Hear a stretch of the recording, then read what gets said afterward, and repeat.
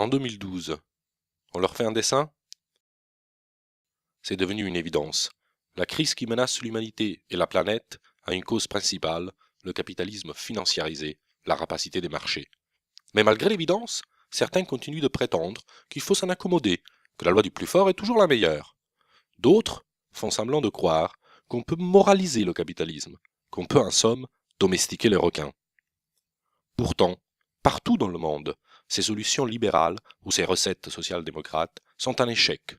Vie chère, casse du service public, injustice, autoritarisme, voilà le résultat. Aujourd'hui, les marchés et les banques se retournent contre les États qui les ont sauvés pour les prendre à la gorge. Ce n'est pas à nous de payer leur crise. Nous sommes de plus en plus nombreux à nous indigner et à penser qu'il est plus que temps de changer la donne, de passer d'une logique de prédation à une logique de coopération, de renouer avec une gauche du courage plutôt que du renoncement. Isolés, nous sommes impuissants, mais ensemble, nous pouvons faire front. Le Front de gauche est né de ce constat. Initié en 2008 par le Parti communiste, il a réussi à rassembler, élection après élection et avec un succès remarqué, des femmes et des hommes venus de tous les horizons de la gauche, unissant celles et ceux qui refusent de plier devant le libéralisme.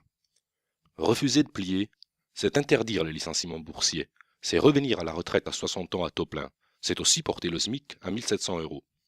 Face à Nicolas Sarkozy, notre objectif est de faire gagner une gauche qui ne renie pas ses valeurs. En 2012, le Parti communiste joue collectif avec un candidat du Front de gauche à la présidentielle, Jean-Luc Mélenchon. Nous aurons également partout en France des candidats communs aux législatives. Notre choix, celui de notre programme partagé, c'est l'humain d'abord. En 2012, on va leur faire un dessin.